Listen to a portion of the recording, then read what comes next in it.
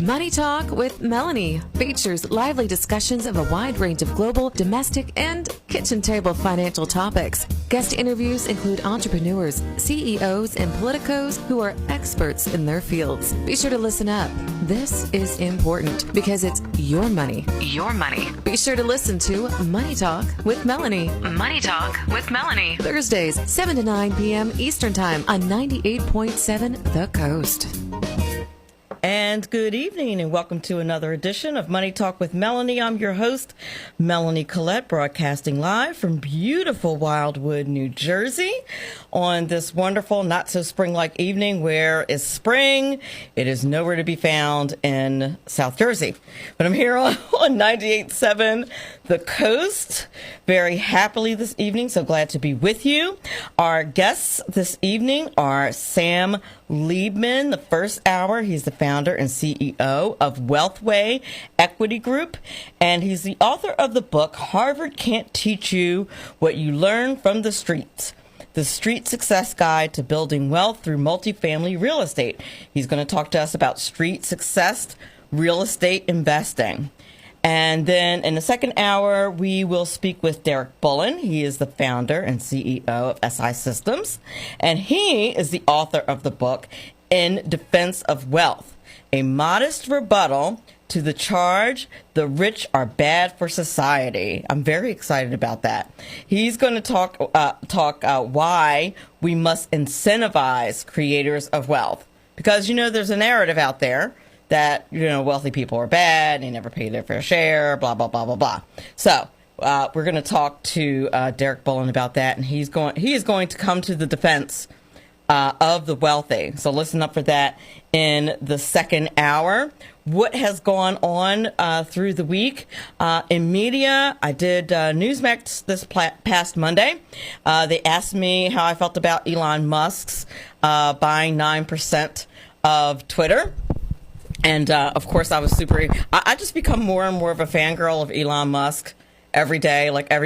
This is how you conquer those people who are trying to put a stop to the Constitution.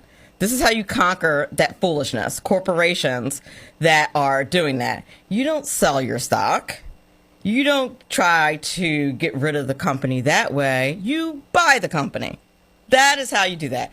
Elon Musk is brilliant, and so, of course, I gave him several cheers for that, and I'm just hoping that he is going to put a stop to, just the banning of free speech and what is referred to as hate speech for having a different belief.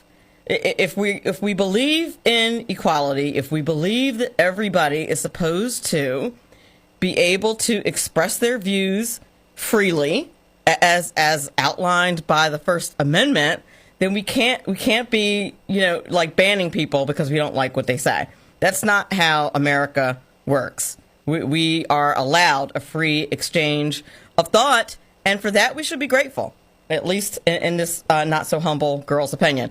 The other thing they asked me about was Lori Lightfoot's in Chicago. Of course, if you watch the national news, you have heard that Chicago's crime rates are at an all-time high, and many of the perpetrators of crime, unfortunately, are young people that are committing these crimes. And so what Lori Lightfoot most recently said about that is that these children are just not loved, and they need to be loved more. And so I was asked what I thought about that assertion.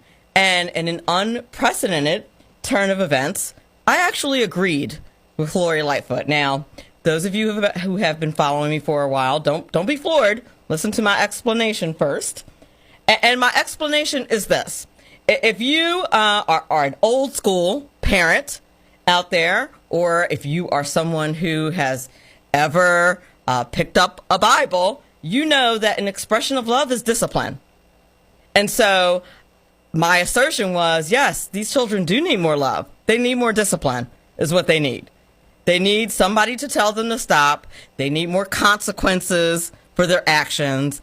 Yes, they need to be loved more through discipline, and not through, us as a society making excuses.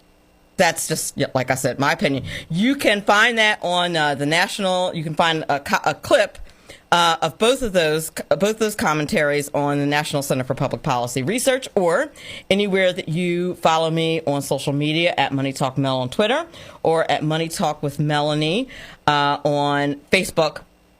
You'll see a clip, one of those clips at some point. When it gets posted, I always schedule my posts and they'll come around and be posted. So, but that was just very exciting and very fun. But I don't think that anybody was expecting me to agree with Lori Lightfoot, but I do. And people forget that you discipline those that you love.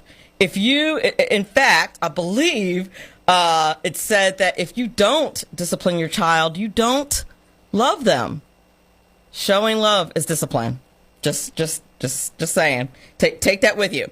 And speaking of Elon Musk, there was a recent article, actually an article that came out today, that said that he may have broken the law when he bought Twitter shares, because what's supposed to happen is you're supposed to tell the SEC whenever you're going to hold any shares over 5%, and he didn't do that. Now, my suspicion is that he does know better. That he, I find it hard to believe that Elon Musk would not be aware of SEC regulations and that you're supposed to notify them if you're going to own over 5% of any stock. Is he going to go to jail? Probably not. What's probably going to end up happening is he'll get a really huge fine, which he has the ability to pay. I have no doubt, but he'll get hit. He'll get hit pretty hard, and it will have all been worth it because of the amount of money. That stock skyrocketed something fierce by like 30% once Elon Musk filed the disclosure forms that he owned 9% of Twitter now. So, and everybody, a lot of people are quite happy, except for, all the lefties at Twitter who are unhappy and quitting and just so upset. So upset that they can't block people's speech. Like, why? I just don't understand why you would want to do that. I don't understand why you would want to stop people from talking. Like, as much heat as I've received over the years from my viewpoints on social media and on television and things like that, or just people just outright not being kind, it just never occurred to me to say that person shouldn't be allowed to say that because we have a First Amendment. That thought is just wild to me. I got to be honest.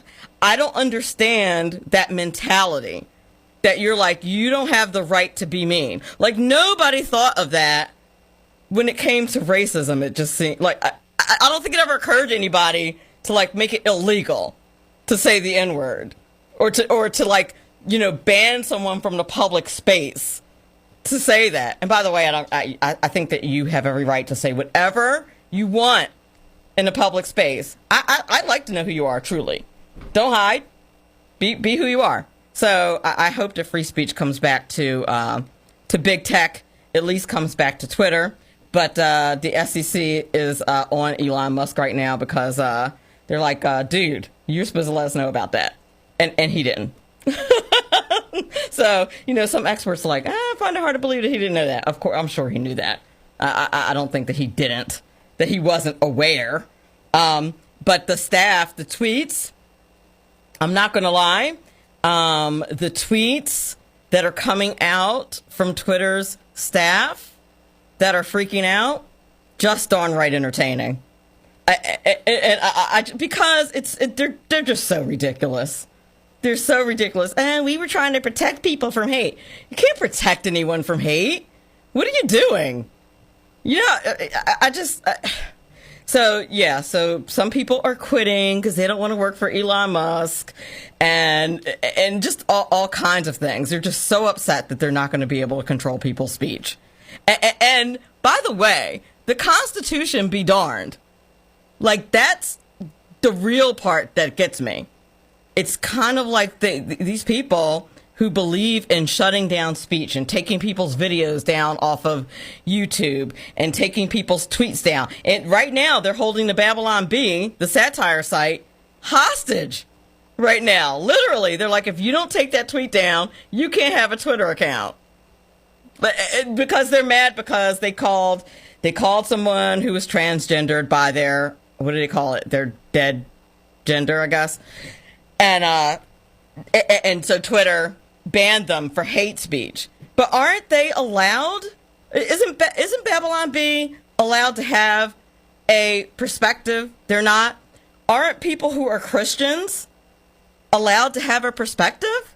Are Christians not allowed to have a perspective? Are they not allowed? Like, is equality only for people who are not Christians? I'm just curious. Like, how's it work? I need somebody to let me know. Feel free to tweet me at Money Talk Mel if you know how that works, because I honestly don't understand. Because if you have a different viewpoint, if you have, God forbid, a biblical viewpoint toward that situation, then people feel like you should be banned. And I don't get that. I don't understand that. I don't understand why you should be banned for that. It's like nobody's trying to ban. Christians are not trying to ban anyone. Live your life. So I don't understand. But anyway, Elon Musk is killing it. Hey, listen, what if he brings back President Trump's account? I think I might have to take I'll never recover from that. That would be so fun. Come on, I know you guys agree with me. Even if you don't like President Trump, even if you hate him, you have to admit the tweets were fun. And now that he's not president anymore, if you don't like him, you could at least be entertained by his tweets. You probably have felt over the last year or so that something's missing from your life. And you know what it is? Donald Trump tweets. That's exactly what it is. You're missing the Donald Trump tweets. You're missing 45. You don't want to admit it because you're a diehard Democrat. I get it. But you're missing 45. You feel empty. So maybe Elon Musk will bring back the Trump tweets. Let's hope, from my mouth to God's ears. Anyway, you're listening to Money Talk with Melanie. We'll bring back our first guest in a few minutes. His name is Sam Liebman. He's going to talk to us about street success real estate investing, and we'll be back in a few moments. Money Talk with Melanie on 98.7 The Coast. Welcome back to Money Talk with Melanie. Our guest for the first hour is Sam Liebman. He's the founder and CEO of Wealthway Equity Group and author of the book, Harvard Can't Teach What You Learn from the Streets, The Street Success Guide to Building Wealth Through Multifamily Real Estate. And a little bit about Sam Liebman. He's, like I said, he's the founder and CEO of Wealthway Equity Group, a New York-based private equity and real estate development company. He has owned substantial interest in over 70 properties during the past 30 years, ranging from multifamily communities, office buildings, and shopping centers to the ground-up construction of luxury 21-story condominium development in Manhattan. He is also CEO of Rolling Cash Realty Incorporated, a real estate management company, as well as partner in Tepper & Company, a certified public accounting firm. His new book is Harvard Can't Teach You What You Learn from the Streets, The Street Success Guide to Building Wealth Through Multifamily Real Estate. And without further ado, Sam Liebman. Hi, Melanie. It's a pleasure to be here. How are you? I'm good. Excellent. Just had a full day of arguing with the management companies today. Oh, that sounds like fun, but not really. No, the problem is that, rents are going up, but so are insurance. In Texas, we have most of our properties. Insurance companies don't even want to insure Texas properties anymore. So we're going through hell with that, trying to get proposals and other companies. And, there's a lot of expenses that are going up tremendously. Gas has doubled because of what's going on in the war with Russia. Sure. And, these expenses are going up, which are going to cause rents to go up. What's the problem? What's the issue in Texas?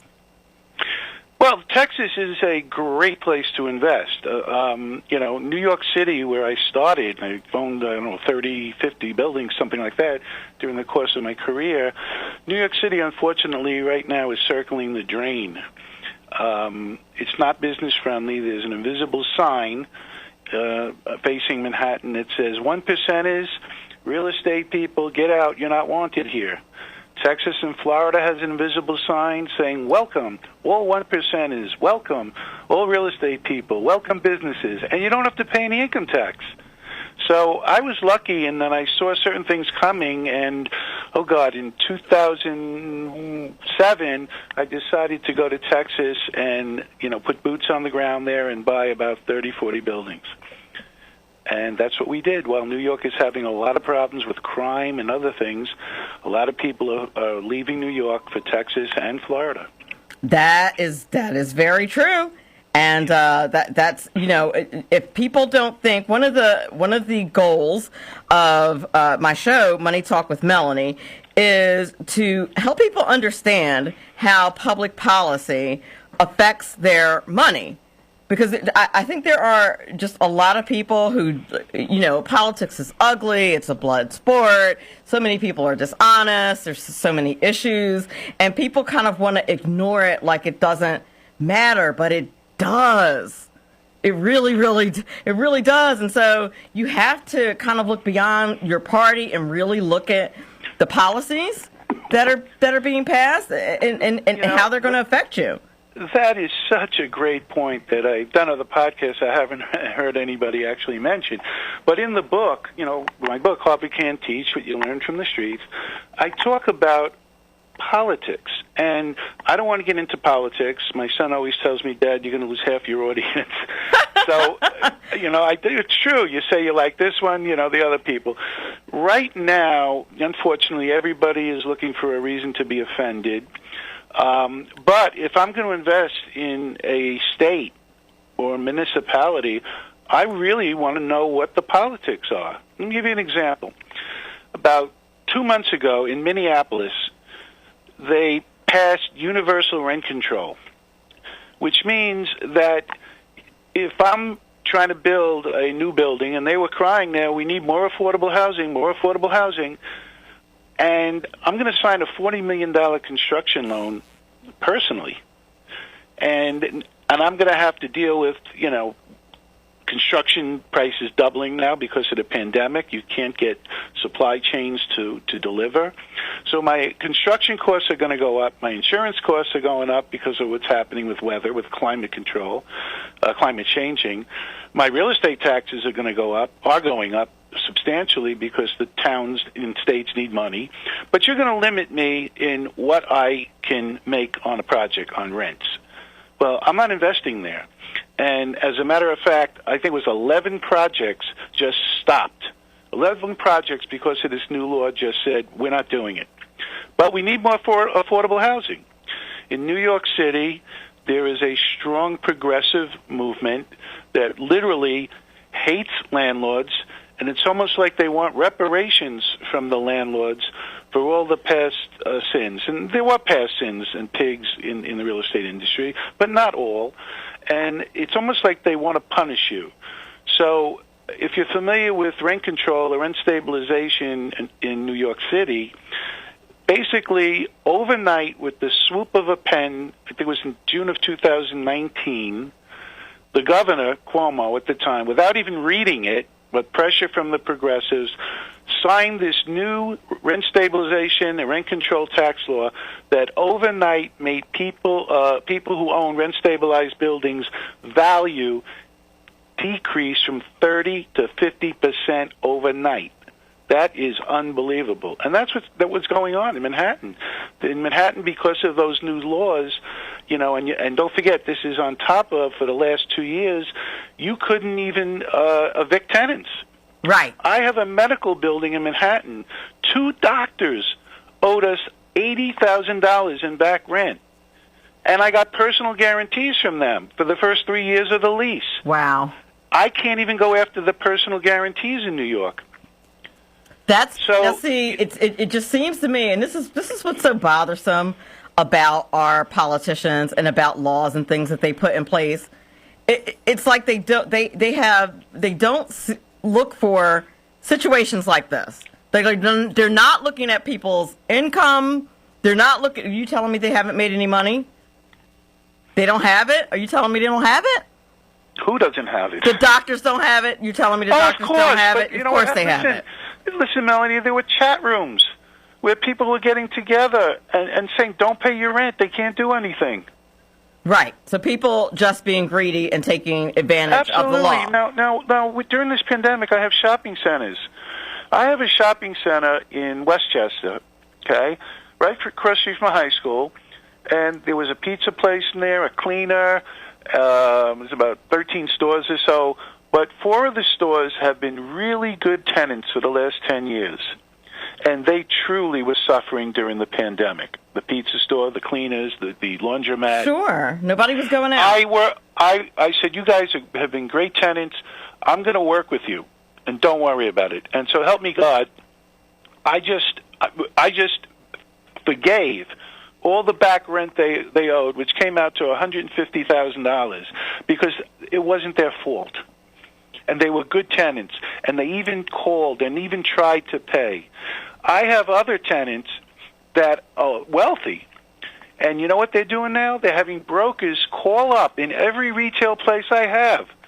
Hi, I'm so-and-so from ABC Real Estate, and we're representing the tenant, and we want to renegotiate our lease. We want a lower rent. We want TI. Wow. We want a free rent period, and we want you to pay our broker's fee. This is what is going on now.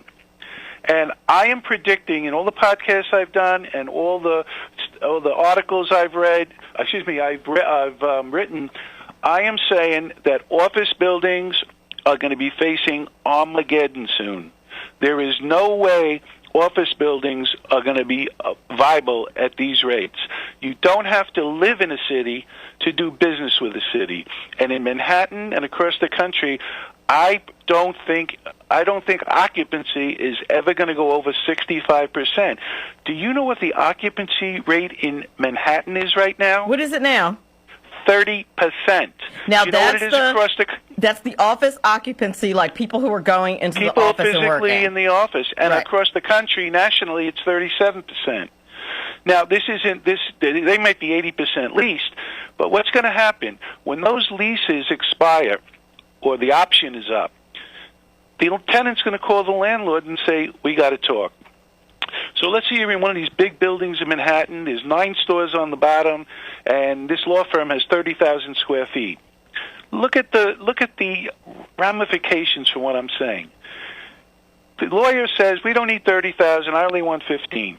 And I don't want to pay $80 a foot. I only want to pay $65 a foot, because across the street, they're offering me better space for the same amount. Yep. Now, landlord right now, he can't afford to have empty units. Don't make you any money. He's got a mortgage to pay. Right. So now he's got to retrofit the 30,000. He's got 2 tenants he's got to deal with. He's got to retrofit the old tenant who's giving up 15,000 square feet because maybe the bathrooms are on the wrong side, and he's got to switch the plumbing. He's got to do all that. So that's a big number. He's going to get $65 a foot instead of $80 a foot, which is a big jump. Big downward jump. And now he's got the 15,000 square feet raw space that he first has to put in $100,000 to $200,000 to prepare for the new tenant that might come in. That could take 6 months to get. He has to pay a substantial broker fee. He has to give the new tenant 3 to 6 months of free rent, which they're all asking for. It's crazy. That is insanity. That is insanity, but it makes sense. And none of these politicians think about the repercussions of their policies when they put them in place, right. Because they 100%. only thought about one side of the equation. It's like none of these people have ever had an economics class. Like it's really amazing to me, because how do you only consider the tenants and not consider the people who own the buildings who have mortgages to pay, which means that the banks are out there. Like, if you can't pay your mortgage, then the bank that lent you the money for the mortgage is out their money. And then that's a problem. So, like, why don't the politicians think of that as an issue? Well, it's all about getting votes. It's not about really people anymore. And no matter what side you're on, we have a cold civil war going on in our government. Sure. Yeah, I mean, you know, I'm not going to talk about who I like or don't. I really don't want to get into politics because it's a no-win situation. I've seen families breaking up over it. Yeah. But take, take Trump. Okay, you might not like Trump, and I don't. I will say that. But the policies, are I do like some of them. You take the other side, Biden, who's a great disappointment, who doesn't know where he is, let's face it, and I don't like his policies. Right. Now, there's good and bad for each policy. The ones I don't understand are the progressives. Some of the things of what they're saying, I agree with, but their policies won't work. And I think anybody with common sense, if you're a Republican or Democrat, we need a common sense party. Right. Because you're like, okay, it's like we need this, but not in my backyard. Right. But these policies won't work.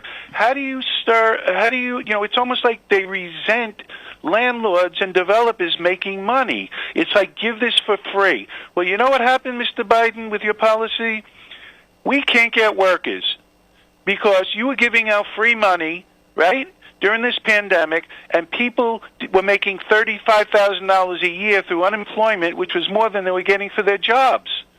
And they got into a position of laziness. They don't want to work.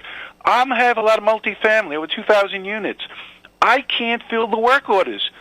Between the pandemic and people getting sick and trying to get to replace the people, we couldn't, besides not being able to get parts, because look at all the supply lines. Look at why cars, you can't get a car. You give it a car on a lease now, you're going to get $5,000-$10,000 if it's a nice car. Do you know that? I do. I do. I said to you're not wrong. I said to a guy I know, I said, he sells used cars. I said, you must be making a fortune. He goes, no, I can't get the used cars. Right. They've been my car's been paid for a couple of years, and they've been after me. And I'm like, nope, not giving up, not giving up my car. Absolutely not. It's true. Not giving it up. Not till the wheels fall off. It's a mess. The world is upside down. It's a mess.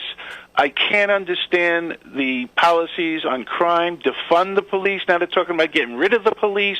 I mean, come on. What are you thinking? Show me the common sense. Show me a policy that works, and I'll be for it. If you're a Republican or Democrat. And all of these things affect real estate investing. My God! Who's going to invest in a multi-family home in a crime-infested area? Who's doing that? What kind of investment? Well, actually, people are, and I'll tell you why. Why? Because the government's going to pay for the people who would move in there. No. I during the pandemic lost millions of dollars in revenue, but guess what happened? The value of the properties went up. Really? Yeah. You know why? Too much money out there. Well. People are getting zero in the bank, and people are taking on more risk for less reward than ever before. Right. I just refinanced a 130-unit apartment complex, multifamily garden, in Richardson, Texas. I got 2.5% interest only for 10 years. Do you know how much that increases my cash flow? Wow. So if interest rates remain this low, people can now afford bigger buildings, and it's like my friend's wife always says, honey, next year will be even better. He's worrying about, his money. No, honey, next year will be even better.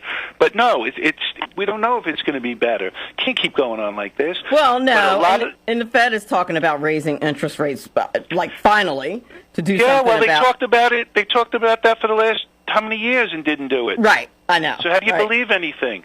How do you believe anything? They also, I use a big firm, Burden & Company, great accounting firm. They are so busy, okay? People are just getting out of public accounting because it's too hard a lifestyle.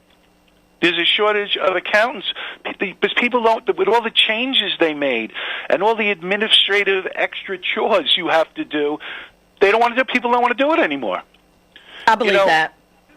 Yeah, the administration burden they're putting on businesses in general and real estate. Look, in Texas, there's something, aluminum wiring is dangerous. So they made us spend a lot of money doing what's called pigtailing, okay, which changes the aluminum to a little bit of copper. It's a composite. Well, guess what? After we spent that money 3 years ago, now they want us to switch everything to this new thing. It's going to be $400,000 for 2 buildings. Oh, my word. Well, the insurance companies won't insure you. Honest to God. I believe that. Unfortunately, we're up against the break. When we're talking to Sam Liebman, real estate investor extraordinaire, giving us the street success guide to building wealth through multifamily real estate. We'll be back on the other side of the break. This is important because it's your money. Your money. Money Talk with Melanie. Money Talk with Melanie on 98.7 The Coast. Welcome back to Money Talk with Melanie. We are speaking with Sam Liebman, and we're talking to him about street success to real estate investing. And I really want to get to the nuts and bolts that are discussed in your book. I really found it seemed like in going through it, I was like, it felt like a textbook to me. But what I did really like about it, one of the first things that I noticed, is that the first chapter kind of starts out with, here are all the things you want to avoid. Mm-hmm. Welcome to the Millennium is the title of the first chapter. Welcome to the Millennium, where instant gratification takes too long. And then it goes into, all these different ways to basically thwart your success, things to avoid, which I thought was a very good idea to put in the beginning, right? So that you're not messing up along the way. But explain to the audience what that chapter is about. Well, I'm trying, one of the things is, one of my heroes is George Carlin. And I try to use some of the George Carlin, best I can, humor in the book to keep people motivated and interesting. Because, accounting, even real estate can be boring. It's basically concepts. The book is really to teach you the fundamentals of real estate. It's geared to people that want to get in real estate or anybody that's working in a real estate-related profession. Brokers, accountants, lawyers, or people that just want to learn real estate and learn the right way. So the introduction that you're referring to is where I talk about the motivational preacher teachers who aren't interested in you teaching you, but just to get their money. It's easy right away. Learn while you sleep. By the time you wake up, you'll be a millionaire. Yeah, that and lose weight while you sleep, right? Right. But that's what's out there. It's a polluted marketplace, and I've been doing this for really 35 years. I'm 66. I might sound like a kid. I'm always be a kid. But I'm just a kid from Canarsie, Brooklyn, who, just learned street smarts and a traditional education, worked my ass off.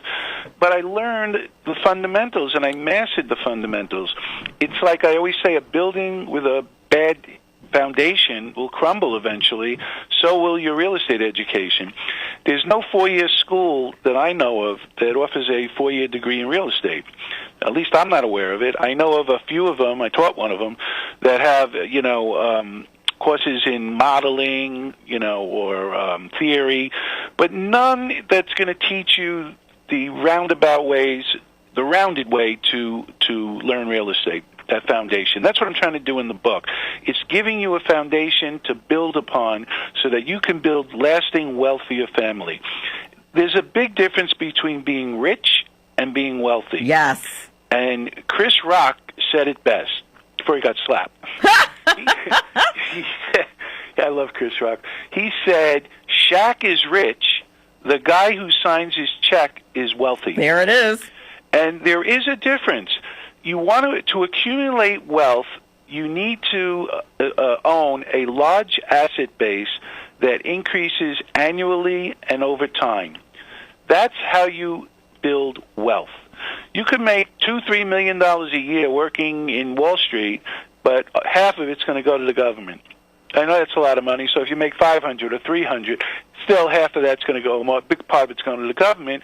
While in real estate, that 2 million, 3 million, 300,000, whatever the number is, if you earn that from real estate, it's sheltered from tax by depreciation, and you could wind up legally getting the whole thing. I mean, I could tell you honestly, I got a $5,600, what's it called, stimulus check. I sent it back. They sent it back to me. Well, yeah, the government's not going to listen. I shouldn't be getting a stimulus check. They do not do anything efficiently at all. No. Well, it's the same. Wealthy people getting Social Security checks. Like, come on. Well, I agree with you on that one. Well, look, Social Security is always a taboo to talk about, but guys like me, should give it back and put it back in the system. Honestly, I mean, there's going to accomplish, but I paid for it all along. Well, you paid for income tax too, but that's another story. I mean, the bottom line is our government should have a mechanism by which, if somebody like you is like, look, I don't need this money. There should be a mechanism for you to return it to the government, I don't agree. I don't agree with that. What I do agree with is a redistribution the right way. And what's the right way? Look, Trump and Obama gave real estate people what I call steroid depreciation.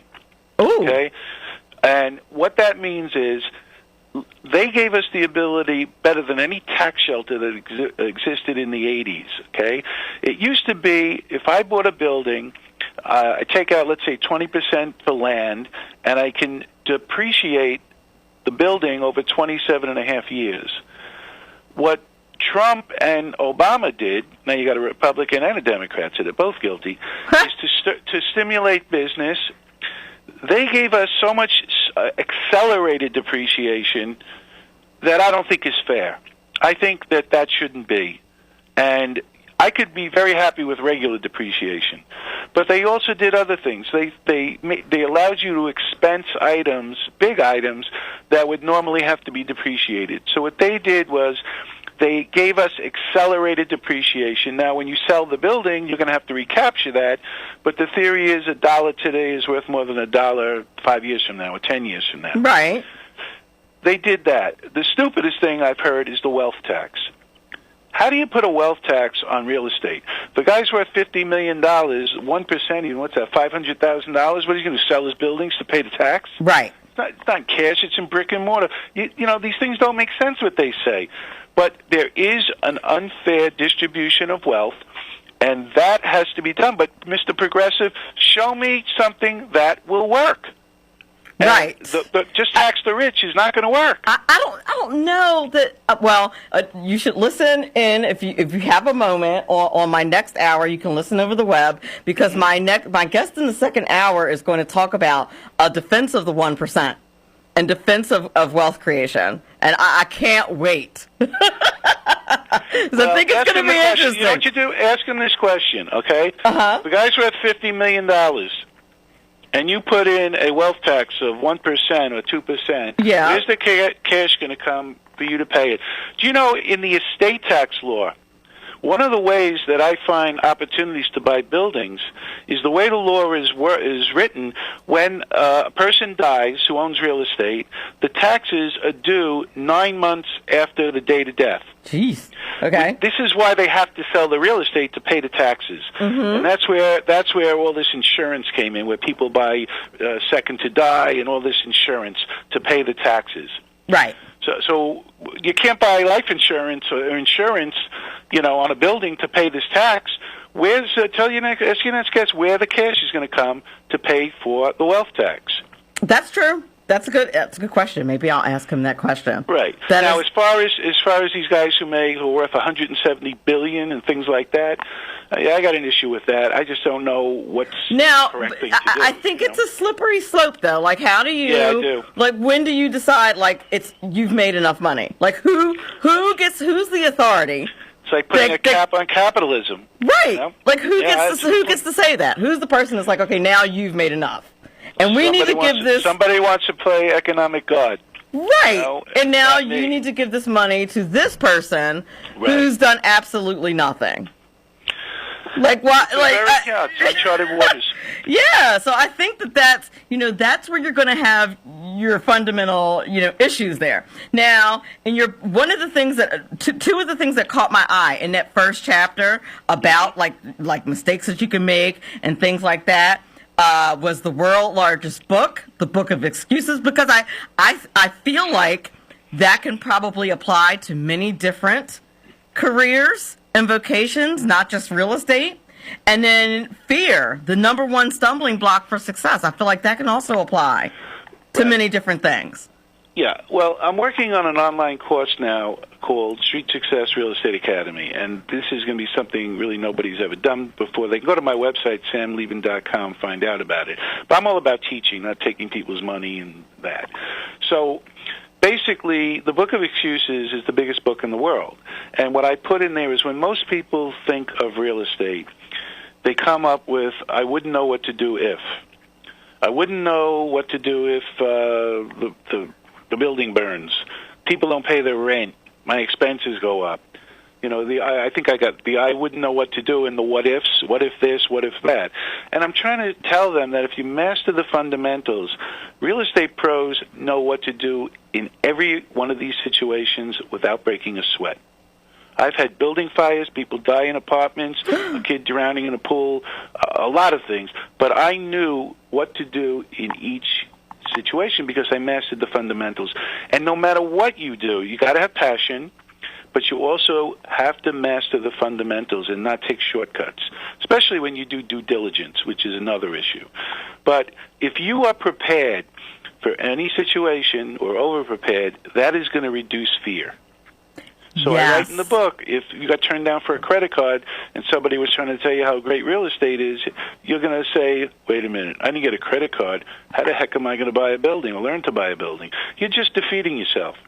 So in the book, I talk about fear, how to manage it, how motivation comes to a total standstill as soon as an element of fear enters the equation. I get up every morning and I self-correct. I get up, I worry about the day, I go into the shower, by the time I come out, I'm fine. But I self-correct. I always tell myself, don't overreact. Don't overreact. And it's this self-correcting that really gets me through. And, part of it is you have to be motivated and confident, but you can't shortcut an education. That's why I say the title of the first chapter is Welcome to the New Millennium, where instant gratification takes too long. I mean, perfect example. Take a computer that you have that's 3 years old and put it on. Okay, you'll be screaming at it. Come on, come on, come on. This was the same computer that 3 years ago was going to change your life. How fast, right? Right. Try a 5-year-old computer. You'll be breaking it like people break phones, right? That's true. What happened to us? We want instant gratification right now with the least amount of effort. I see the millennials, my son, my daughter. Everything is basically on the Internet. They want it right away.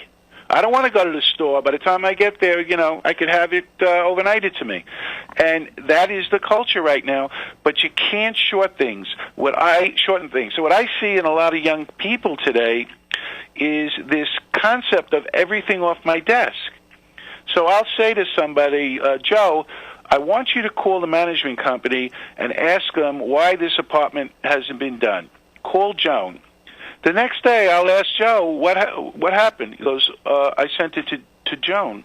I said, so what happened? Well, call Joan. I said, I gave it to you, not Joan. And I see this time after time again. You're passing the buck. And that's something that is really, a cultural thing with young people that they have to get over. And absolutely no follow-through.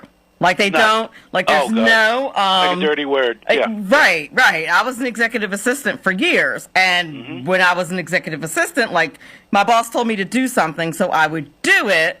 I would put the request in, but then I would have a note like, okay, if this isn't done by such and such date, to follow up and make sure it got, like, they just like ask one time and then don't follow up. I asked someone. So it's like, okay, there are a lot of great. there are a lot of, Melanie, there's a lot of great things with young people, really. I mean, I think they're a lot smarter in certain ways than we were. They're much more informed. They get information readily. I remember the Dewey Decimal System. We have to go to the library. Yes, I do. Now it's just this one.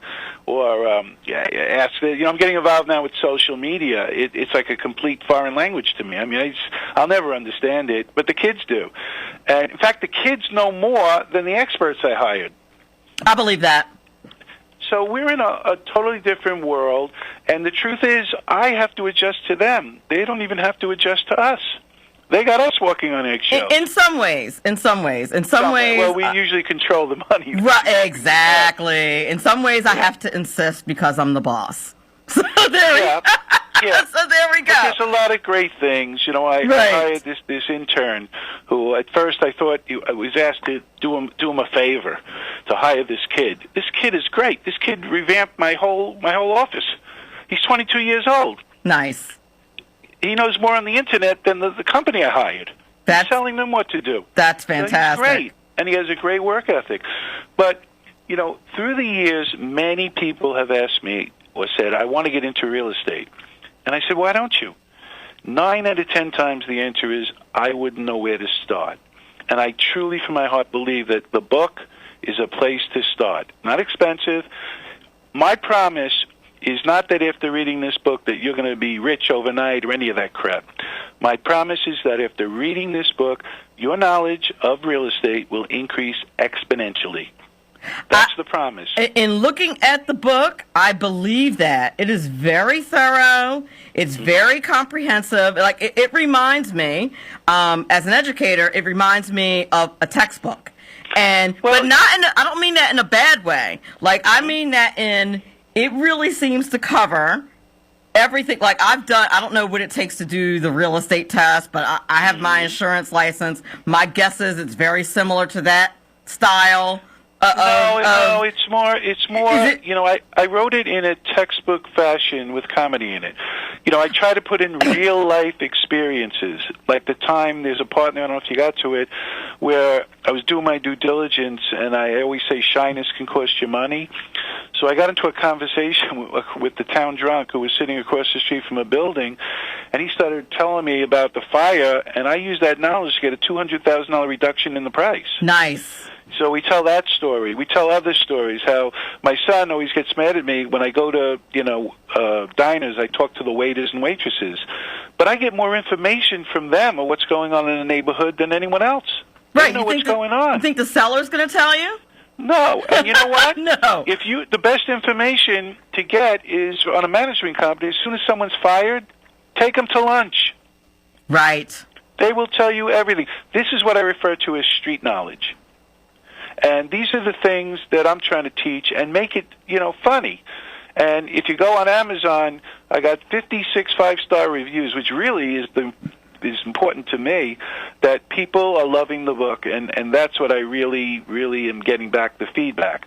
I did this as a creative endeavor to help people, nothing more. You don't make a fortune of money at all on a book. You do it because you love doing it. And it's been such after 35, 40 years, like I said, I'm also a certified public accountant. I had a firm for a while. So I feel I have the credentials to be a big asset to helping people, giving them a chance to build and build a future, and through real estate. Real estate, you can make money in good times and bad times. I've gone through a lot of different cycles, but you got to master the fundamentals. And when you say the book is written sort of like a textbook, it is in a way, because how do you learn? What am I going to write a book on? The beautiful flowers? Really. If you're doing real estate, you have to learn the core fundamentals. Right. I just do it in a funny, moving way, I'm told. Right. And so I'm reading. I'm looking at the first chapter, and I'm like, this is cool. This is all cool. Like all the warnings and things to look out for. And look at trouble, chapter right? 5. Look at chapter 5. This is something that I'm very proud of that I created. It's called psychological due diligence. I noticed those, and then you have it broken down. I talk about there's 2 personalities for every property, one for the property, one for the property owner. And I've made a fortune by doing my little psychological review on the owner. For instance, let me give you an example. Why is the property for sale? If the owner, if the real estate's such a great property a great impression. Why sell the property? Right. There's good reasons and there's bad reasons. For instance, if I know the owner is, let's call him Josh Levine, I'm making it up, and I know the reputation of Josh Levine, and he sucks every bit of potential out of a building before he sells it. Oh. If I see a listing and I find out the owner's Josh Levine, what am I going to do differently than this guy? Nothing. So that's a building where everything has been done. What I'm looking for, what I call virgin buildings, buildings that haven't been touched. They haven't been fixed up. The rents haven't been raised. And that's where you get value add and tremendous increases in property value. So knowing who the owner is and why he might sell, what's his reputation, how old is he? I bought a building. I got a great buy in a building 7 years ago. It was owned by an elderly man who, held it for 40 years, never sold it, and his 3 kids died. They lived in 3 different states and didn't talk to each other, and they didn't want to put money in. Those are my kind of guys. Wow. So again, psychological due diligence, and I have a whole chapter on this, and I made it funny. That is fantastic. We're up against the heartbreak. Tell people where they can find the book, where they can follow you on social media. The book is on Amazon. 80% of books now are sold on Amazon. Mm-hmm. It's Harvard Can't Teach What You Learn from the Streets. If you contacted me at Liebman.com with any questions, it'd be more my pleasure to answer them. We want to form a community, so we asked to join our community where I'm going to be writing a newsletter. I've written articles on the site you can see. Right now, the website, we're reconstructing some things, but it's still, the articles and everything is still there. But I think people are really going to like it. I'm even going to have crossword puzzles and quizzes on it that people are going to enjoy. So it's all about making the real estate experience knowledgeable and pleasant. And excellent. And that's it, really. What you see is what you get with me. No airs. Thank you so much, Sam Liebman, for being on the show. I hope you'll come back to Money Talk with Melanie and talk more about real estate investing. Thank you so much. Have a great night. Don't forget to ask that guy, your next guest, that question. Will do. Have a good one. Bye. Bye. Money Talk with Melanie features lively discussions of a wide range of global, domestic, and kitchen table financial topics. Money Talk with Melanie on 98.7 The Coast. Welcome back to Money Talk with Melanie. If you missed that first hour, you missed Sam Liebman. He is the CEO of Wealthway Equity Group. He wrote a book on building wealth through multifamily real estate investing. And the multifamily investing is really the place the way to go if you're going to invest in real estate, because you move into one of the places and then you collect rent on the rest. And we've gotten to some policy issues that have affected real estate investing because of the pandemic, which were really interesting. So if you missed that first hour, you can catch the podcast on 98.7 The Coast website, or by following me on social media at Money Talk Mel on Twitter, or at Money Talk with Melanie on Facebook. I don't know if people caught this or not, but there has been another student loan freeze. Now, those of you who pay close attention to politics, one of the big promises of the Biden administration was that they were going to forgive student loans. Now, I don't know that Joe Biden said that. I think that he said he was going to forgive like $10,000. I think that was his deal. But the progressive part of his party wants him to just cancel the student loan debt altogether, which kind of gets back to the policy issues that we were talking about in the first hour about real estate investing and the policies that many politicians put forth, saying that you didn't have to pay rent, or putting rent control policies in place and not considering the other side of the balance sheet. Like, okay, well, if you do that, how are people supposed to make money on their investments? And how are people supposed to pay the mortgage companies the mortgages that they took out on those properties in order to provide them for people to pay rent? And if you tell them that they don't have to pay rent. So the student loan situation is very similar. Like, these are loans that people borrowed from banks, and the government has now again said that there's another deadline putting. It was going to be over in May, so now it's going to be over in August, and that is, of course, because the left wing of the party has been putting pressure on him, and I think AOC said that she wasn't going to endorse him for the second, like that's really going to happen, for a second term unless he did away with the student loans altogether. But it's not, she has a degree in economics. Can we just talk about that? Alexandria Cortez has a degree in economics, and still she suggests things like this as if she doesn't know. Like, does she have somebody else write her papers? Like, how? Like, does she read her books? I'm just because that's not how it works. Like, there's another, like, if you can't. So here's the thing. So if you cancel it, okay, but what are you effectively doing? Well, you're doing one of two things.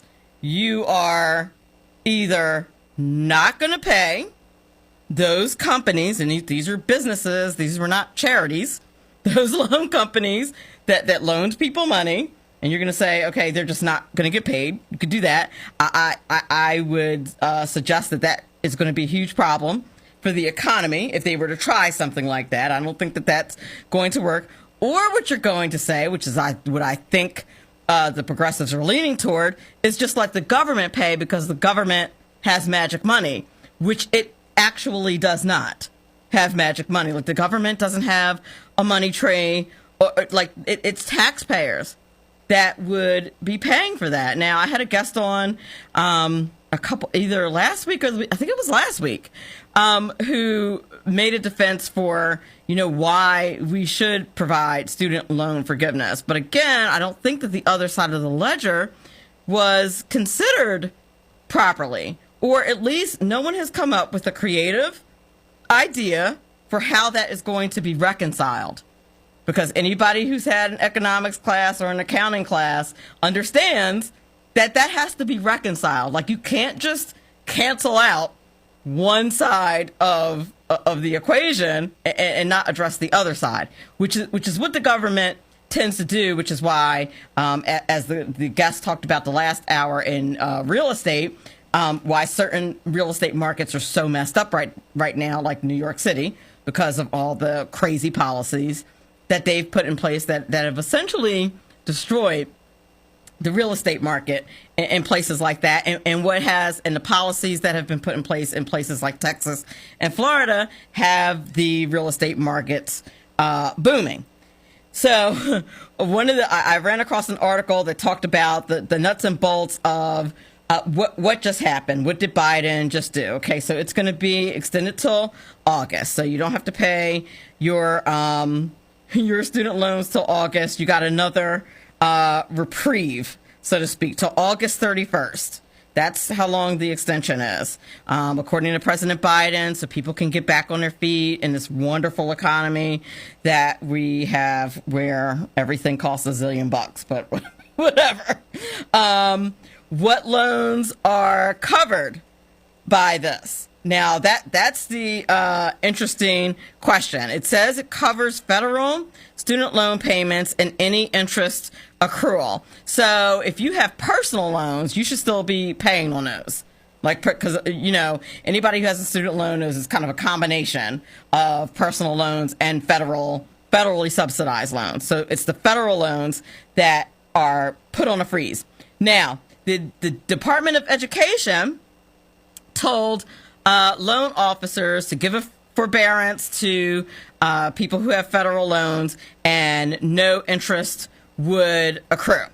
And everybody seems to be happy about this so far, except I would imagine the people who loaned out this money, they're still waiting for their money. Now, will there be another extension? Biden has said that this is going to be the last extension, but I feel like he said that it was going to be the last extension the last time he extended it.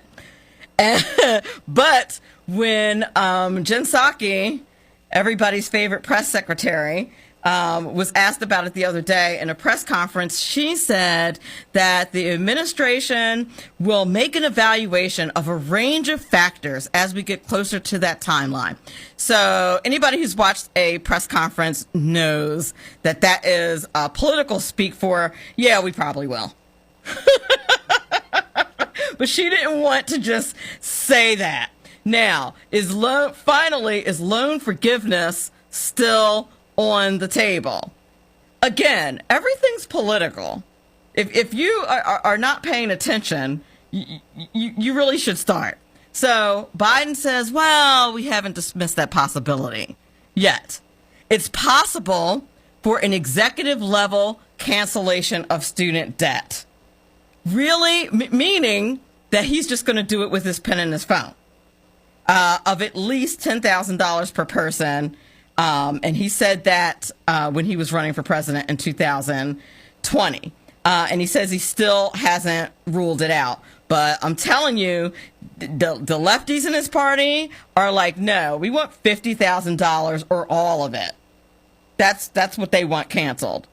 And again, it's like they've never had an economics class. But not for nothing, in their defense, if I ever would defend people on the left, they play with money like this all the time. They use and spend imaginary money all the time. It's just kind of their thing. It's real money. It's taxpayer money. They throw these numbers around as if it's not real people that are working for this money. It's not real money that's coming out of our pockets. It's not real money that we're borrowing from bad actors like China. Not good people to owe money to. Just saying, as a government, not anything personal against, the people. But as an entity, as a government, they're not people that you want to owe. And that's who we borrow that money from. So, do we really want to do that? Is that something we want to do? So, it sounds nice to not have that fat student loan bill. And as the guest last week, of course, laid out some reasons why student loan forgiveness will be beneficial to the economy, such as, freeing up more money for people to buy houses and things like that. That's true. But I don't know that it's a fantastic policy idea, so we'll have to see what happens. But the headline is, we have a reprieve until August 31st. We'll see exactly what happens. Coming up next, we will have Mr. Derek Bullen. He is going to argue for incentivizing creators of wealth. Are wealthy people paying their fair share? We'll find out in a few minutes. We'll be back on the other side of the break. Money Talk with Melanie on 98.7 The Coast. Welcome back to Money Talk with Melanie. We are here in our second hour, and our guest is Derek Bullen. He is the founder and CEO of SI Systems and author of the book, In Defense of Wealth, A Modest Rebuttal to the Charge of the Rich Are Bad for Society. And he's going to talk to us about why we must incentivize creators of wealth. Derek Bullen is the founder and CEO of SI Systems, my apologies, like I said, one of the largest professional services companies in Canada with thousands of information technology consultants working on projects for blue chip corporations and government agencies across Canada. His new book is In Defense of Wealth, A Modest Rebuttal for the Charge the Rich Are Bad for Society. I'm very excited to have him on the show this evening. And without further ado, Derek Bullen, how are you? Melanie, I'm great. Thank you for the introduction. That's a fabulous intro. Thank you. Oh, you're welcome. Is there anything that I didn't mention that you'd like the audience to know about your background? No, I don't think there's anything you didn't mention, but one thing, this is interesting.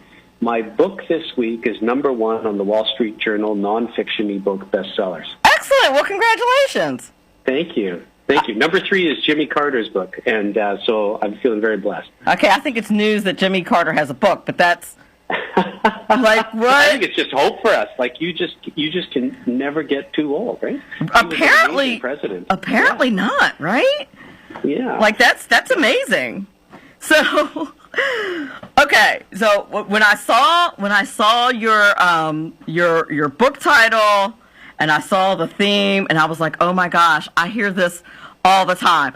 I know what my arguments are for why we need the wealthy. I could talk for hours about it. But somebody wrote a whole book about it, and it was you. And I'm so happy that you did. Why did you decide to write a whole book about this? I think the benefits of being rich are just so underplayed and unknown. And, in the court of modern law and public opinion, it's all backwards. The wealthy pay far more than their fair share of taxes. As the rich get richer, more people come out of poverty, millions. CEOs are fairly paid, not even close to what we pay our top musicians, athletes, or even YouTubers. How about that? Yeah. Exactly. And not one person complains. Exactly. Like no one complains.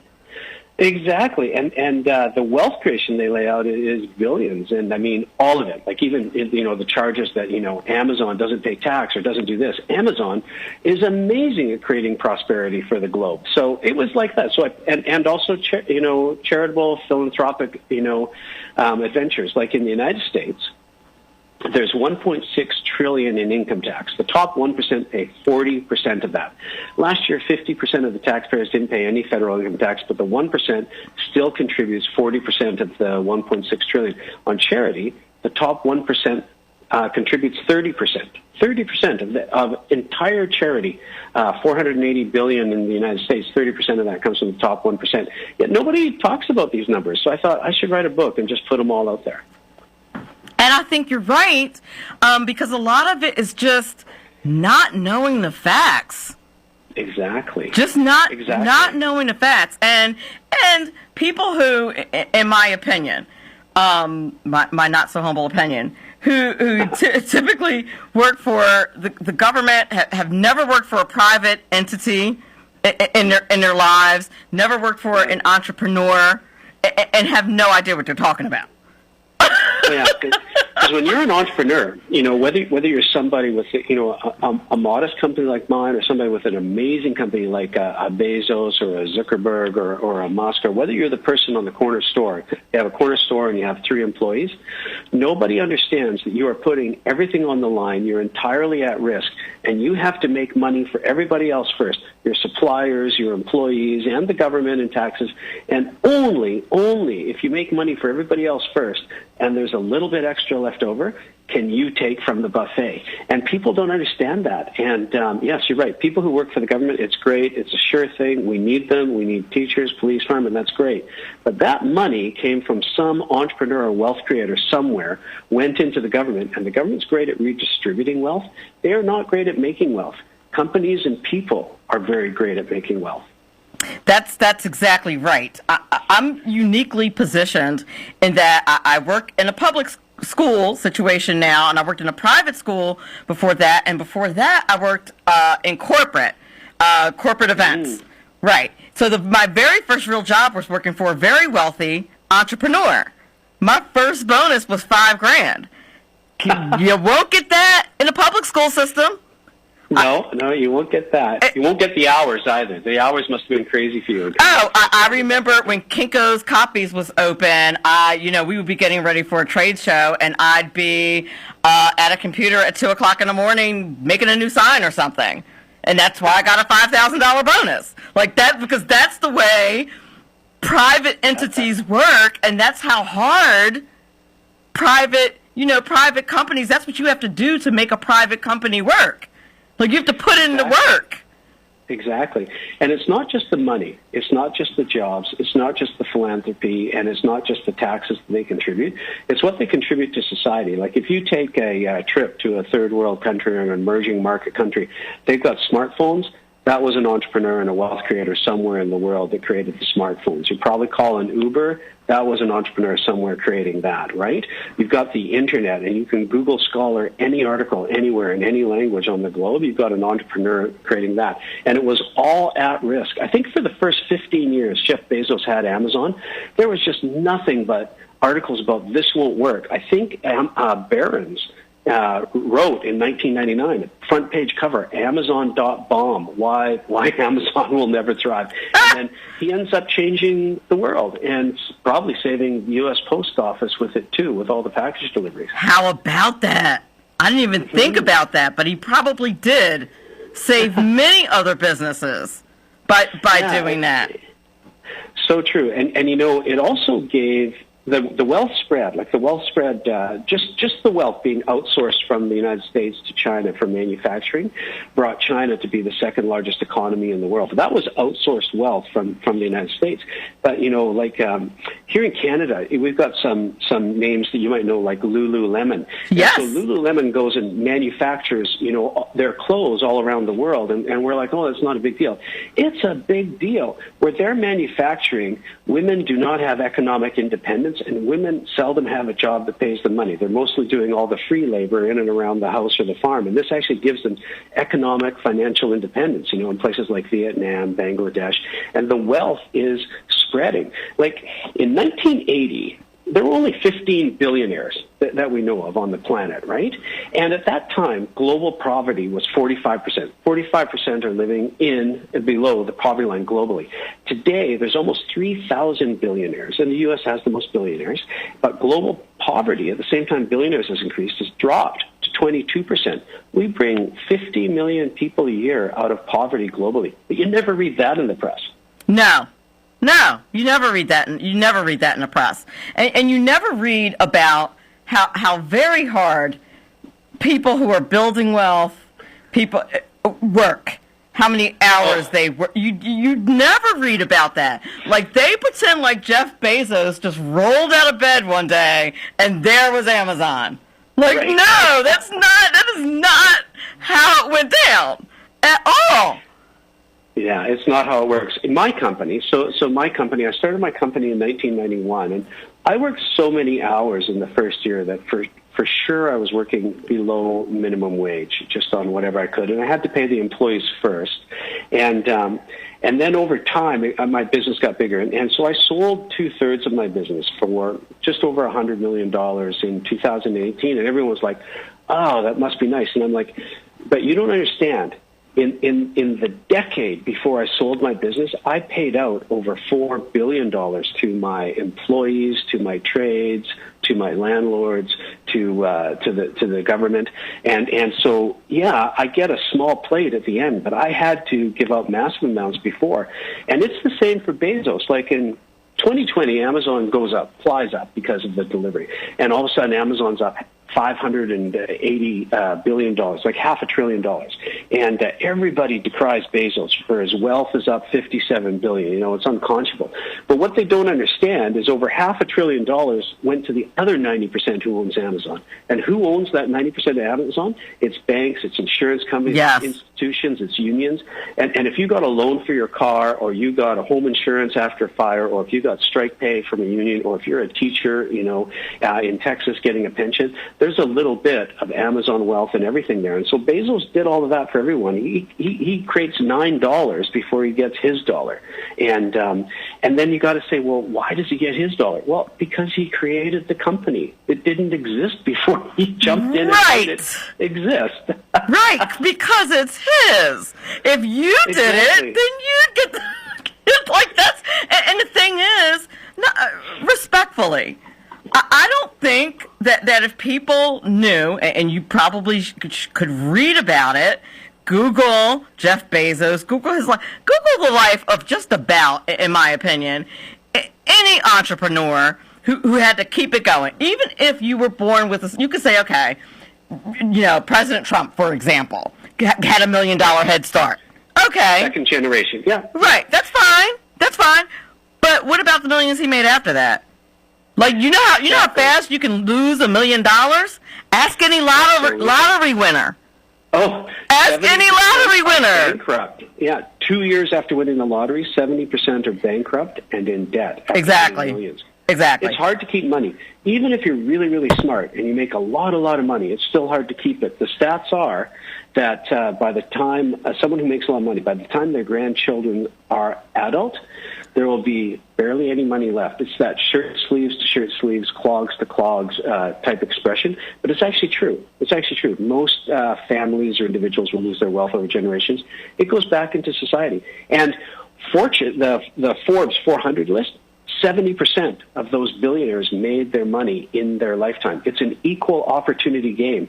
And there's billionaires in other countries. Like, you don't have to be born in the U.S. to be a billionaire. You could be born almost anywhere today with the interconnectivity and the global trade. Sure, because of how we're connected thanks to technology, unless, of course, you live somewhere where technology is not allowed. That's a whole other kind of another conversation. But, anywhere you can absolutely make money. So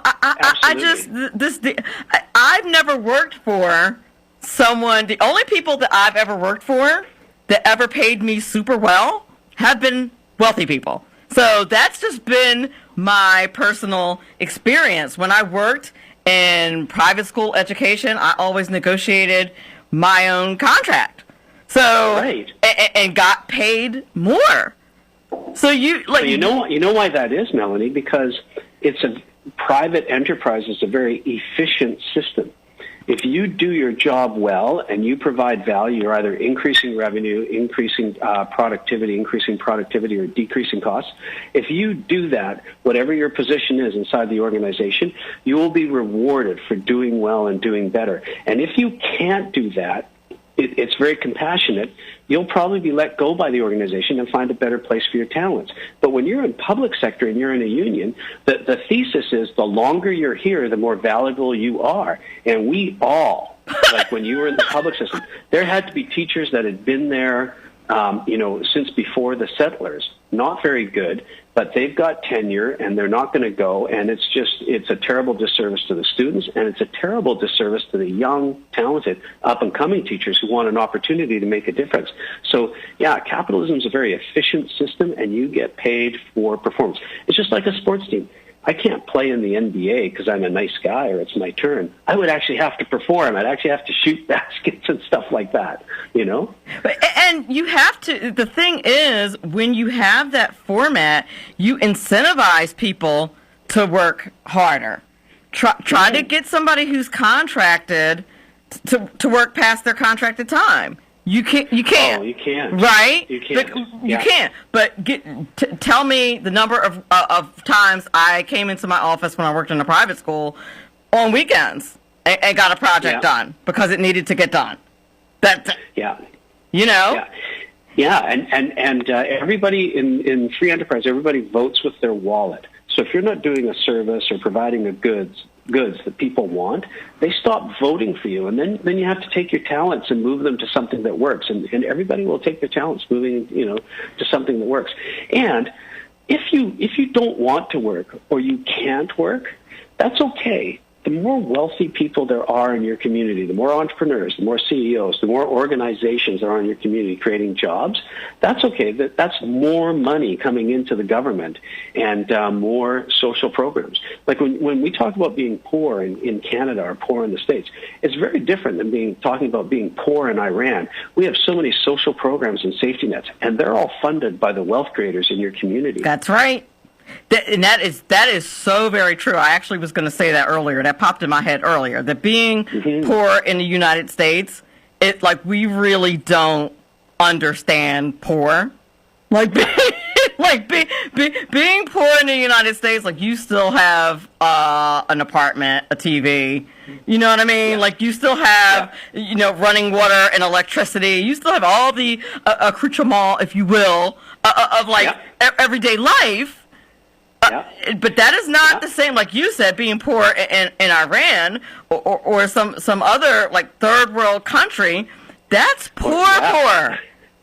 Or even like socialism is such a failed experience. Even like being an ordinary citizen in Venezuela, 90% of the people in Venezuela live below the poverty line of the poorest person in the United States. 90% of them are poor since Chavez brought in socialism and then continued it with his successor. And on average, I think they've lost 24 pounds, the average Venezuelan, because of malnutrition. Like that's poor. Half of the millennials and half of the Gen Z today think just because of how they're educated, because the universities and the schools are left of center, think that socialism is on equal footing with capitalism. But nobody tells them the other side of the story. Yeah, socialism sounds like it's a lot of fun, as long as you're ready for a lot of you to die, most of you to be poor, then yeah, maybe socialism is a lot of fun. Right. I teach economics and financial literacy, and yeah, the way they present economics in a textbook, I'm like, wow, no. Melanie, that is great. That is great that you're teaching that. That is great that you're teaching that. There was a glitch in the universe, and they didn't know. They didn't know. They're like, wow, she's teaching economics. Why? Not her. Of all You're teaching people. Real economics. Well, you are teaching real economics. Yeah, yes, and of course, the kids love the sound of communism. It sounds awesome, right? At first. Yeah, because everybody has empathy, for the poor, and I want to help people out. It's hard to be empathetic for the rich, and the rich don't want empathy. They just want to get on building and creating prosperity for the world. But yeah, everybody loves it. Sounds good. It's empathetic for the poor. We're going to take care of everyone. But in practice, so many people died in China with the revolution after 1949, and China was, I think, 88% below the poverty line before they came during the Nixon years, visited the United States, and it was Deng Xiaoping who said, oh my goodness, this capitalism, it works pretty good. I'm all for communism unless it doesn't make money. And then he opened up 20 special economic zones in China, and China has the second largest number of billionaires, and he made places where you could make money, be an entrepreneur, and there were mini zones where you could do capitalism just like the United States. And guess what happened? Poverty decreased from 88% to less than 1% today in China. As the rich grew richer, the poor became substantially less poor. And that makes sense, because that's economics. That's the way it works. And when the kids talk about, when I explain communism to them, just the fundamentals of the economics side of it, and explain capitalism to them, I'm like, of course you like communism. You're already living under that system. Everybody, everything is already paid for. So I could see how you would embrace that lifestyle. I would too. Like you're living under like a benevolent, communistic style, living with your parents. Exactly. It's all for free. The fridge is always stocked. The laundry machine is always working. In fact, sometimes laundry gets done for you. Meals are made. You know what? The roof's always over your head. Exactly. You could borrow the car. Exactly. It's when you get out into the real world and say, how do I start making money for myself? How do I become financially independent? That the great game is on. And, we need everybody. We need artists. We need public sector employees. We need wealth creators. But I think we also need to recognize that they're each important, and the wealth creators are not the bad guys. They're the very, very, very good guys making the other two segments possible. Oh, I love that. And that's a perfect way to perfect spot to take a break, because we're up against the break anyway. We're talking to Derek Mullen. Wait a minute. Bullen. Thank you. Sorry. I'm usually looking right at it. Derek Bullen, who's talking to us about the defense of wealth. Very excited to talk to him about you're defending the 1%. Because you think they need to be defended, and I appreciate that. So we're going to be back with Derek Bullen on the other side of the break. Money Talk with Melanie. Money Talk with Melanie. Thursdays, 7 to 9 p.m. Eastern Time on 98.7 The Coast. Welcome back to Money Talk with Melanie. I'm your host, Melanie Collette, and we are on with Derek Bullen, and he is talking to us about in defense of wealth and why we must incentivize creators of wealth. And I'm going to add to that phrase, rather than demonize them. Right. Yeah, the original title of the book was Hunting the Rich, and the publisher just said, no, that's a little too sharp. But really, how this book happened is when the Panama Papers came out, I had a friend of mine from grade school tag me on Facebook and say, you better bring back all your money from Panama and tell your kids. And I'm like, buddy, first of all, I don't have any money in Panama. But secondly, I just want you to know, me and people like me pay for almost half of the roads, schools, hospitals, infrastructure, social services in Canada. Like, if you don't want me here, that's fine, but you're going to have half of everything. And, it was conversations like that where I just thought, someone has to put the facts out here, because somehow people are they're just misinformed on the subject, of what wealth creators do to bring prosperity to the community they're in. Well, without philanthropy, without people who have money, stuff doesn't get paid for. Like that's like, who's going to pay for it? You? Like who? It's people with money. So I'm not one of the 1% yet, but I resent the whole narrative of they need to pay their fair share. Well, first of all, they're paying more than their fair share. But what's your fair share of not your money? Like, how is there a fair share of it's not your money anyway and taxation is theft? How, like, what? Yeah. What's your fair share of that? I'm trying to figure that out. I can't. Yeah, and it's interesting, because I think if you talk to people who have made money, who are affluent, they would say, like, look, I don't mind the progressive tax system, and I don't mind paying taxes, and even for me, I don't mind paying half of everything I make to the government.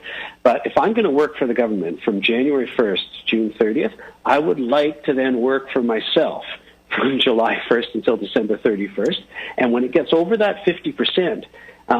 Stuff starts happening, and then you start getting these double taxes. Like France in 1988 said, we're just going to tax the wealthy, but we're only going to tax them, maybe 0.5% to 1.5%. So the more money you had, they said, we're going to tax you on what you owned. So you made all this money. You made money for everybody else. You kept a little bit of it yourself, and now you own a house, you own some cars, and now the government says, I'm going to start taxing you 1.5% every year on that. And don't worry, it's just a little bit. Well, they thought they were going to get $25 billion a year. Well, until Macron canceled it, they got a total of $25 billion over a 19-year period. They lost $125 billion a year from people leaving. I remember that. And they just said, yeah, I'm going to take everything and go. And when Macron canceled it, he said, look, it's all well and good to redistribute the wealth, but first you have to have the people who make the wealth. Exactly. And he had lost so many. Right. And the thing about wealthy people is that they're mobile. That's the thing. So when you put policies in place that are going to negatively affect them, like harshly negatively affect them, like with the ridiculously high taxes and things like that, they'll just move. And the thing is, they have the means to move. Who really gets hurt by that are the middle class or even the lower middle class. They get hurt by those really bad policies because, you're hustling, you're out there hustling and trying to make money, and you get just above that tax bracket, and Uncle Sam's standing there with his hand out. Yeah, it even happened in the United States in a different kind of spin. When President Bush Sr. introduced a luxury tax in 1991, and his economists said, we'll just introduce a luxury tax. It's just on expensive things: cars, private planes, boats, jewelries, and we'll get $9 billion annually. That's what his economist said. So he did. The wealthy realized very soon it was a double tax, and they stopped purchasing luxury items.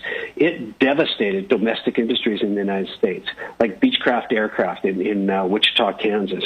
The entire boating industry in Massachusetts was devastated. And it wasn't the rich that were losing out. It was all the jobs in the jewelry industry, boating industry, plane industry, luxury car industry that were being lost. And it was entire states, lobbying the president to repeal the tax. And when President Bill Clinton came in, he was a Democrat, he immediately eliminated the luxury tax because of the tens of thousands of jobs and economic prosperity that it had wiped out. Like taxing the rich is just an unprofitable plan for any government that tries it. That is very true, and you just have to. I don't think you need to be an economic scholar to figure this out. I think you just have to have some common sense and basic math. Yeah. Like the math, like it's not even hard math. It's not calculus. Like it's really just like adding and subtracting. It's not complicated. But, I think these articles that demonize or attack the rich are very popular in the press. Articles about real issues, like poverty is a real issue. It's a serious issue, and we do want to make it less and less every year, for sure. But, in the last 10 years in the United States, articles on poverty have risen by maybe 33% representation in the average media, but articles on wealth inequality have risen 533%, like almost 20 times as much articles have proliferated because people love to hear stories about how bad the rich are. People don't like to hear stories about the real work it's going to take to have constructive social programs to bring those less fortunate, up in their society. So it's interesting. It's what sells. It's what attracts eyeballs. What sells papers, and none of it's true. It's very true. And then, but the same people don't seem, and this is on both sides of the aisle, don't seem to want to hold our politicians accountable for the money that they spend. Like you rarely ever hear a politician do what most people do at their kitchen tables, once a month or once a week or however often you evaluate your finances and say, where can we tighten our belts here? Where are we wasting money? Where possibly should we make some cuts? Or how do we prioritize what's important and what we want to spend on? When I first got married, the real world was really interesting for my wife and I because it was very, very hard to figure out. And we put a sheet up on the fridge of every dime that we spent, and we kept a constant tally of how much cash we had in the bank. And it really led us to make choices, but governments don't make choices, and they don't kill inefficient programs, and they create unnecessary programs and unnecessary red tape. I agree with you. I think President Reagan had it right. Government's like a mewling infant. It's insatiable hunger on one end, and it's just all what coming out the other end. No, you're absolutely right, and they don't kill any programs, and I find that to be amazing. How you have so many programs that have doubled up. At what point do they audit these things? Yeah. Like where's the audit of, okay, these two programs do the exact same thing. Like we have computers now. We've had them for a long time. It seems to me that somebody somewhere can get paid some money. I'll volunteer my services. I'm very tech savvy. In addition to economics, I teach computer applications. I feel like I'd be the perfect person to do that for the government. Give me a computer and the interwebs. Yes, and I will do that for the government. President Biden, call me. If you want me to audit the government programs, because it's ridiculous. So much is unaudited, and so much of it is just keeping workers. Like so many organizations are just membership driven. Like another thing people don't understand, unions are big business.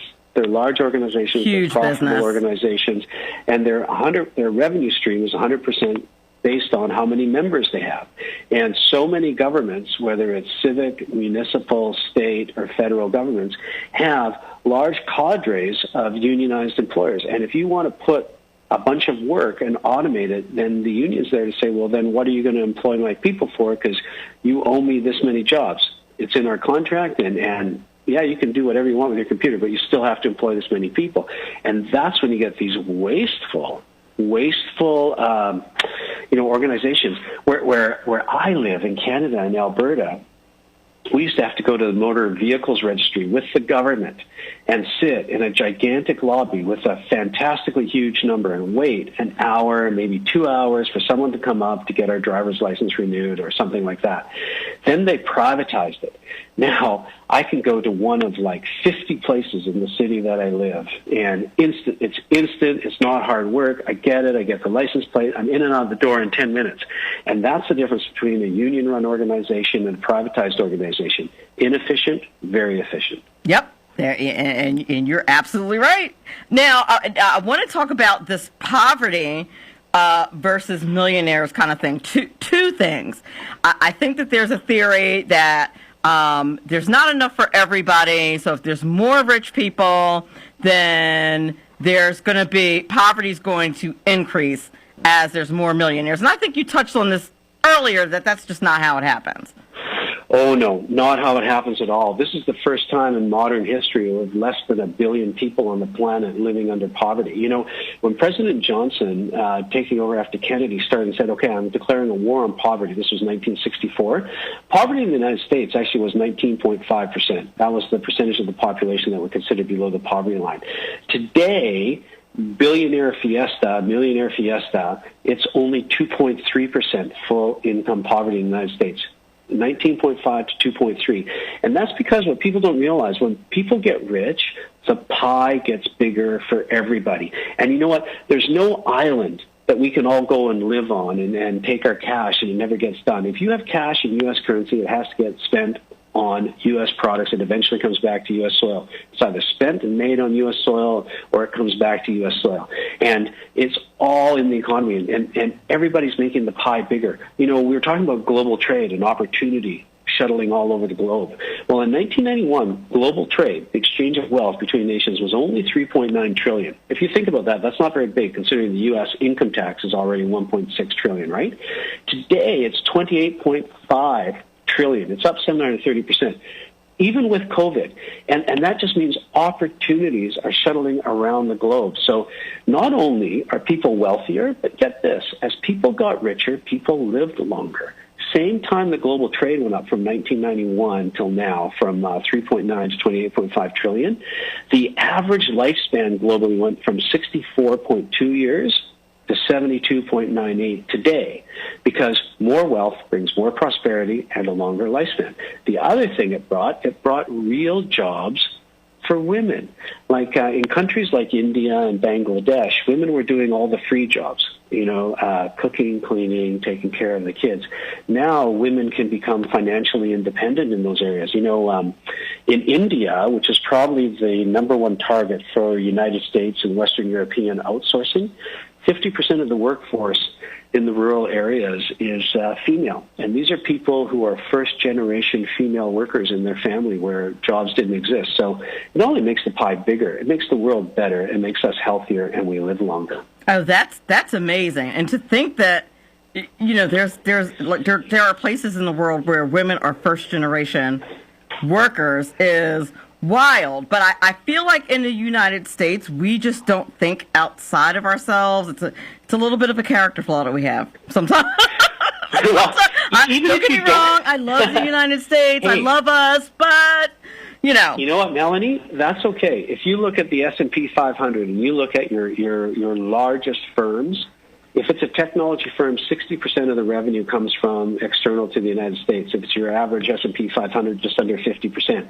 And if your revenue comes from outside the United States, you have to be investing in infrastructure and jobs outside the United States. So even if you're only thinking about the U.S., the U.S. is a third of the world's gross domestic product. Its trickle-down effect to other countries is profound. Like we were talking about first-time earners, you know, in a family where it's a first-time female earner. That also means their children are first-time people to go to school many times. Many times it's a first-time learner. First-time earners lead to a second generation of first-time learners. And, you know, that also changes everything. Like at the end of the day, education is nothing but tremendously beneficial to how we live on this planet wherever it occurs. Absolutely. That's the key to getting out of poverty is education and knowing stuff. You know, try to tell my kids, you need to know stuff. Why don't you want to know stuff? You would you know, I ran into a word that I didn't understand, so I went to the board and looked it up, and they were like, "What are you doing?" I'm like, "I'm looking it up." Like, why would I not look it up? Like, because I want to know what it means. Like, what? And I'm like, and this is what you should do you have a whole phone in your hand. This is what you should do every time you run into a word that you don't understand. You should look it up so that you can then be smart. And you could look it up anywhere. You could look it up in Mandarin, Cantonese, Tamil, Telugu, because some entrepreneur, some wealth creator was part of the whole, you know, Google story, and the world benefits. Like even Amazon, you know, we talk about, Bezos' wealth went up by X, but nobody talks about Amazon spent $46 billion in payroll dollars to their workers last year. And they got a job for everyone. They got a job for you if you've got an MBA from Stanford. They got a job for you if you never finished high school. You're right. And, it just flows out. And then we were talking about education. One of the things that made the United States great was the Apollo and missions to the moon and NASA. I mean, that just presaged the whole computer information technology age, and the spin-offs were profound. Amazon invests almost as much in R&D every year as NASA Wow. in the United States. That's why they have, speaking of education and intellectual property, that's why Amazon has almost 25,000 global patents on making the world better. And they're not all about, this is me. They co-founded the Climate Pledge, pledging to go carbon neutral in 2040, and they got Uber, Verizon, Microsoft, JetBlue, Best Buy, all signed up to it. And Bezos himself pledged $10 billion to that. So, there's just an example of someone doing everything right to make the globe a bit better for us.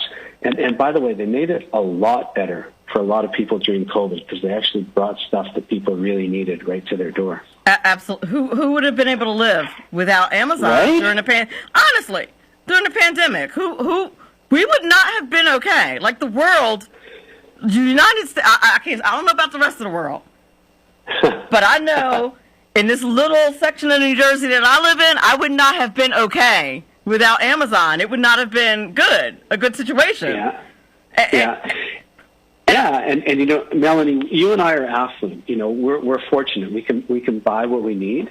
But at the same time, if you looked at what happened, with just philanthropy to people who didn't, was it Mackenzie Scott, Jeff Bezos' ex-wife, donated almost $6 billion to those less fortunate last year, around the United States for education, for healthcare, for lots of things. When Elon Musk said California is too expensive, they're overtaxing me now, and he moved his residence to Texas, he gave hundreds upon hundreds of millions to Texas schools and health institutions as well. And then now he's allocated $5.7 billion to be given to future charities of his choice. Oh, that's excellent. Well, we're at the end of the hour. Melanie, that's so sad. It's been so fun talking to you. I know. I hope you'll come back. Listen, tell people where to get the book and where to follow you on social media. Okay, get the book at Amazon.com. That's the best place to do it. And follow me on social media on LinkedIn. Derek Bullen. That's me. Excellent. Thank you so much. Be sure to catch up with the podcast on 98.7 The Coast website and on my social media. I'll tag you. Thank you, Melanie. Yep. Have a great night. Bye. This is important because it's your money. Your money. Money Talk with Melanie. Money Talk with Melanie on 98.7 The Coast. Welcome back. I'm so thankful to have had on the show this evening Sam Liebman, who talked to us about street success in real estate investing, and Derek Bullen, who made the case for incentivizing creators of wealth. If you missed the show, you're just joining us, you can catch up with the podcast on 98.7 The Coast's website or wherever you follow me on social media. Just know that next week on Money Talk with Melanie, we'll have Nobel Peace Prize nominee and author, Dr. Robert Rochline. He is going to talk to us about weather, wealth, and wars. Very excited to talk to him. He is a brilliant man who has a lot to say about weather, wealth, and wars. And then we'll also talk to Oliver Ezel. He's the founder of Learning Crypto Solutions. He's going to talk to us about making money in the metaverse. Thank you and have a great night. Remember, all of this is important because after all, it's your money.